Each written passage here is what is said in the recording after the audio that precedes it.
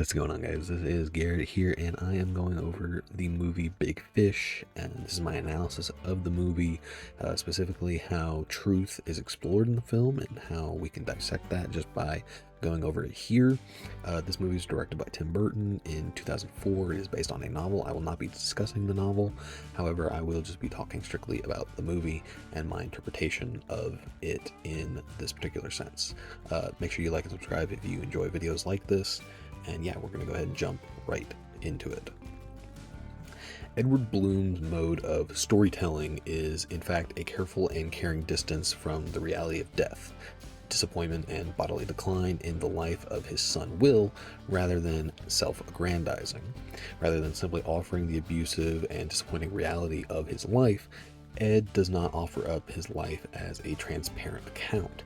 Instead, he takes the experience of his past and mediates them to legendary. He takes the painful facts of his fatherhood and mediates them to forms that his son can engage with, without the immediacy of fear and pity. In the context of the film, there is a fine point that mythic narration is a process that preserves emotional truths, even if it loses objective realities, which is why Ed sees the invention of a story as a form of protection, not deception.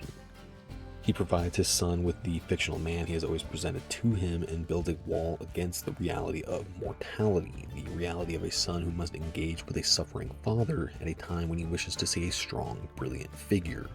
This is a protective mechanism, but protective mechanisms are not always healthy because Ed's stories become a greater distance between himself and Will, which is exactly why Will demands the truth from his father at some point. In this sense, Ed's majestic fictions are read as a form of protective behavior when confronting Will with the unbearable truth of paternal decline.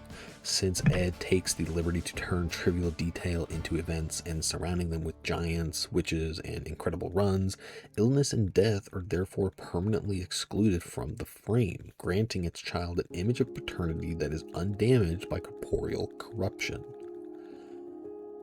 This behavior preserves Ed's pride and gives Will the opportunity to live mortality at a narrative distance, like a storyteller, immersive enough to exclude the shameful experience of the sick bedroom, an eccentricity that the film affirms as emotionally accurate. If not, the film prefers Edward's uncertainty, which is the disclosure of a father's secret that Will prefers, as an avoidance to the revelation of an encroachment of his father that Will would never have admired. In this sense, this means that Ed replaces terror with unparalleled wonder. The film knows this from a writing purpose and aesthetic criterion. From an immortal legend to the naked truth, the latter that Will would have to watch how his dad was getting. And this is the irony, because the more Ed protects Will from all forms of pain, the greater the distance that he captures in order to face his son, and from his evasions, proves that intimacy is held by what is left unsaid.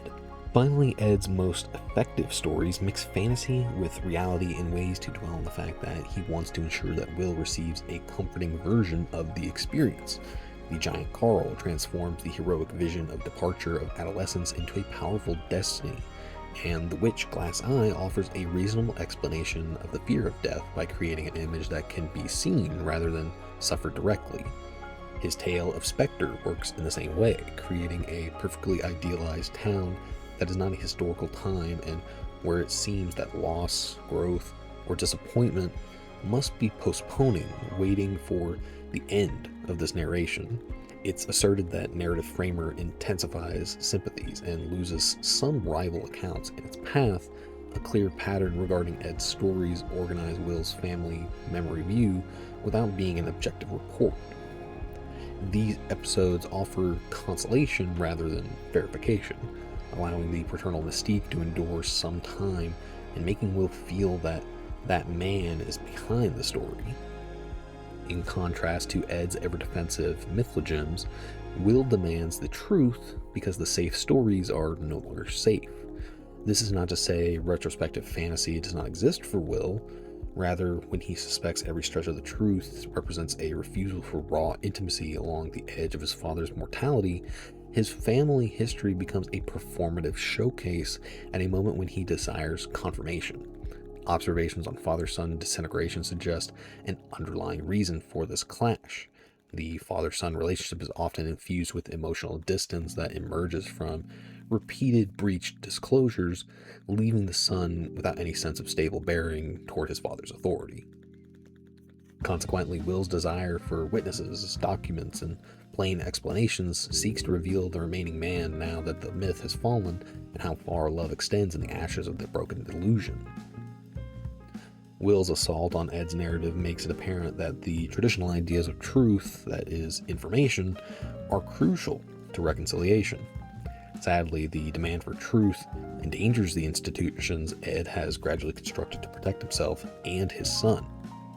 What disappoints Will each time Ed responds to his inquiries with another performance is that he increasingly confirmed Will's fears that the bonds of intimacy had been replaced by one more instance of the self-invention through performance and artifice. All Will wants from Ed is a name, a date, a specific anecdote, not to codify his life as a series of facts, but to figure out if there is anything he shares with Ed or even knows about Ed beyond the legend that has always influenced their relationship. And it is exactly the expectation that establishes the conflict here. Ed thinks that narrative is the best way to present the truth of his life, while Will thinks that simple factual disclosure is the best sign of trust. A difference that the movie goes on to explore repeatedly through missed conversations and failed attempts to confess. Forcing himself to get only that simple fact, and the simple fact that leads him to interview his father's former associates and compare stories, is because of the deeper insecurity that if he doesn't, Will can never be sure if he's in love with his father, or just the fictional character that he inherited. The defining difference in the conflict being their perception of truth, whether it is emotional or factual. Each man's right of their view of truth being the one that allows mankind to come to terms with mortality. Yet Will is not only making an implicit demand that drives the tensions of the film, his questions are the emotional pressure that infuses the relationship with potency. Communicating that with each demand for an answer, he is refusing to accept the legacy of myth rather than the legacy of a shared reality. What Will is implicitly asking for, in fact, is not truth per se, but a form of intimacy that he could use. His insistence in questioning, confronting, and returning to the same unanswered questions reveal the son who wants to validate truths before death makes validating impossible. Moreover, the defiance Will expresses through his questioning keeps him emotionally attached to Ed, because through his anger he's still able to hold on to something, and anger is the last passionate expression of attachment when affection cannot be exchanged openly. Hence, this quest for truth motivates the emotional narrative arc of the film, as Will needs to understand his father by breaking the emotional barriers and confronting all that this legacy of fabrication was designed to keep away from him. Consequently, the clash between Ed and Will opens the film's exploration of truth as a subject bound by understanding and accepted by feeling as much as fact.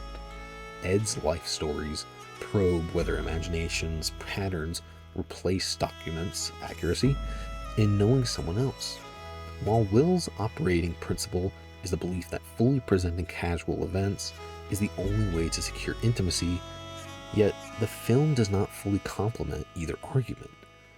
Through his father's death, Will's need for certainty transfers from exposure to interpretation by recognizing the invention was not a lie, but mediated experience making fear, love, and the fact of death bearable.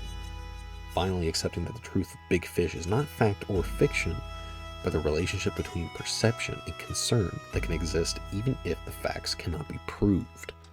Big Fish ultimately positions the antagonism of Ed and Will as a rejection and acceptance of a view in which truth is an expression of the emotions, memories, and impressionistic needs that shaped it, rather than a direct link to reality. Ed is a man who finds it impossible to give up story, as it is the only way to provide mortal meaning to a shared human experience that his son can bear. Will seeks objective confirmation, as it represents the only escape from the terrifying notion that love could be based on nothing of substance. Still, as the film progresses, it recognizes that both responses derive from a place of caring. The opposition thus takes on a complexity that transcends the brilliance of the argument and offers a far richer dynamic than merely opposing subjective truth and objectivity. Ultimately, the two have different approaches, but both consider the relationship of the two to be more important than the knowledge of the fact. As Will begins to recount the life of his father, he does so as a man accepting exaggeration while still believing in the emotional power of the life. Will indeed does not evade the truth, but rather develops understanding of how the truth can be expressed through form that is subjective in nature. The dilemma, then, is resolved such that either man is capable of freeing the other through some means of granting the other's perspectives appreciation. Love is thus preserved despite the debilitating lack of certainty. And that's it. Um, I know that was all kind of a mouthful.